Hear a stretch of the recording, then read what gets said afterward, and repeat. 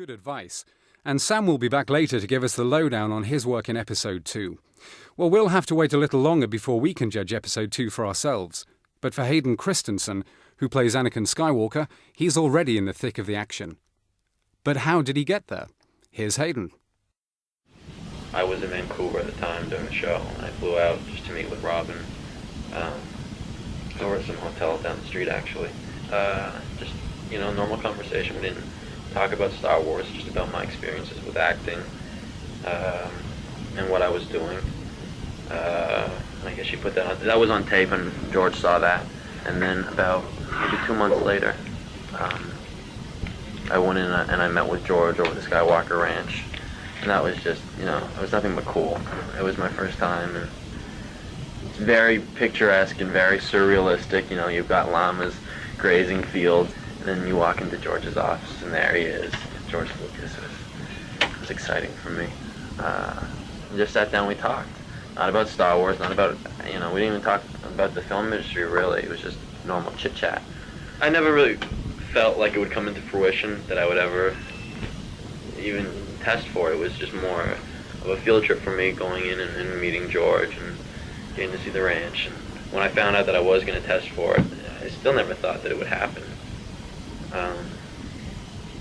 It was just cool.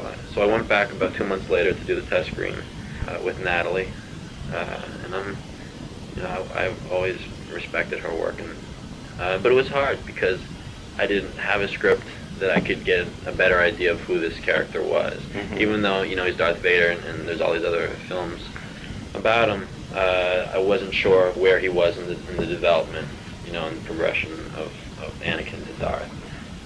So it was hard going into it. I was sort of in the dark. Right. And when I sat down with George, I got a better sense of what I was supposed to be doing. When George, when you see George, he's kind of like a rock star, Mm-hmm. He has this huge entourage that just follows him around. But when you're alone with him and when he's giving you direction, he makes you feel very at ease.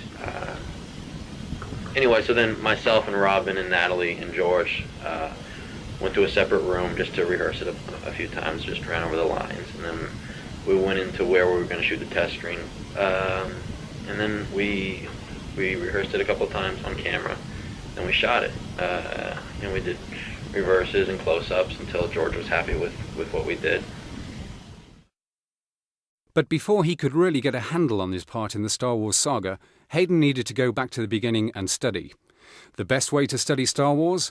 Get all the videos out and watch the lot.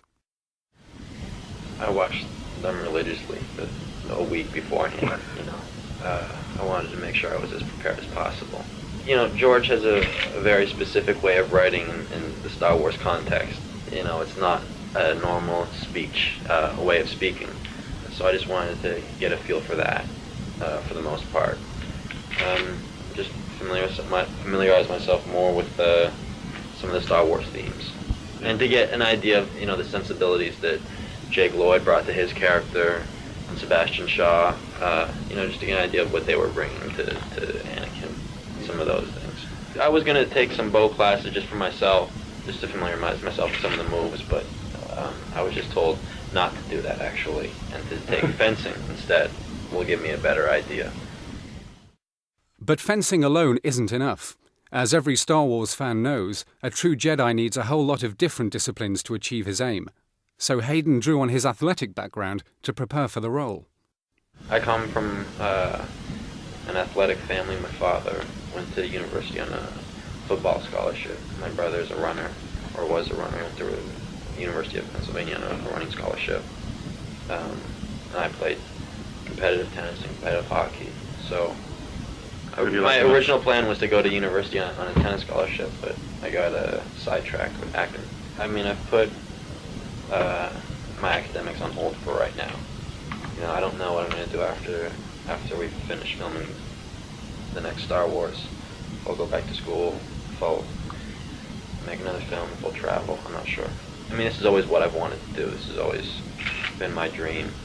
When I was about 7, my older sister was junior world champion on the trampoline, and they wanted her to do a Pringles commercial, the potato chips, And she did it, and then afterwards they requested she sought out to get an agent, which she did. And so when she went to go meet with one of these agencies, there was no one home to babysit me, and I was just along for the ride. And they asked me if I wanted to do a few commercials, and I said sure. And that's how I originally got into it. But I didn't get the acting bug until I was in high school. I never really wanted to do television. I always wanted to make films. You know, I've always had a love for film, and the reason why I developed such an interest in acting was because at the time that was the only way I could be involved in films. So, you know, I couldn't direct, I couldn't produce stuff, I'd act. And I guess that's why I got into it. All my favorite work so far has been on stage. I've done a couple of professional productions, but you know, I did Hamlet. That would probably be my favorite part. Hamlet may have been his favourite theatre role, but his childhood heroes came from a long time ago, in a galaxy far, far away. Star Wars has always been a part of my life. You know, I grew up on it, so it seems weird in that sense. Before my time, but everyone's seen it and everyone loves it. We were big into the Star Wars and all the paraphernalia. My brother had every little figurine and every starship. He's 27. He was just, you know, he was fanatical about Star Wars. We used to, when Shadows of the Empire came out in Nintendo 64, we used to lock each other in my bedroom, you know, relay the controller back and forth until we, you know, became Jedi Knights. Yeah, no, if you play it too much, I remember he used to visit me in my dreams. You know, it just has such an impact. It was so different from everything else that I'd seen, and it, you know, it affected so many other people that I knew. You know, so many of my friends are just fanatical about Star Wars. I mean, when Episode 1 came out, my entire high school vacated just to go to the first showing of it. You know, we all just rushed to the theaters to go see the noon showing of Star Wars. You know, we bought tickets for the theatrical trailers of it. I loved it. It was such a cool film.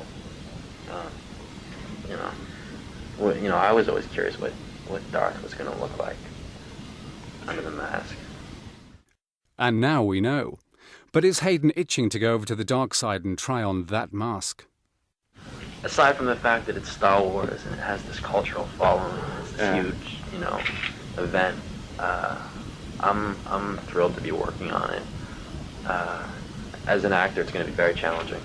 I'm looking forward to it. So I'm excited, you know. I've never worked on a film, of course, of this scale. So that's exciting too. You know, of course I'm nervous. I don't think something would be wrong if I wasn't nervous, I think. But you know, I've got 2 films to make that transition, and you know, George is going to pretty much outline it. So that it's I think it'll be a challenging task, but it'll be a fun collaboration between myself and George. There's so many aspects that I'm so thrilled to be involved with. I've never been outside of North America, so this will be my first chance to see some of the parts of the world, which is, you know, going to be pretty cool to do it on the Lucas tour bus. I don't know, it's cool. You know, to have little kids playing with little figurines of my character, or the character that I'm going to portray. It'll be really weird, you know, because Star Wars is just, it's everywhere. Right? You see Jake's face everywhere. So, I don't know if I'll ever get used to that. I don't know what it's going to be like. I'll take it as it comes. So, is Hayden going to spill the beans and tell us what we can look forward to in Episode 2? You know, I'm as much in the dark as everybody else. I don't know anything. It's really weird, you know, because usually you don't sign on to a film before you've read the script. Right. But this is definitely the one exception. You know, it's very surreal. You know, I'm beside myself. It's like I'm sitting next to myself. And I'm like, you understanding this? No, you understanding? I don't know. It's incredible. You know, I never would have thought this would happen. But you know, I'm nervous. I'm excited. I'm overwhelmed. Just I'm experiencing so many different emotions right now that it's a lot to deal with. But you know, I'm thrilled with the challenge. So I'm gonna try to bring some of the sensibilities that Jake brought to the role, and Sebastian brought to it. But for the most part, I'm gonna create my own Anakin. Yeah. So be prepared.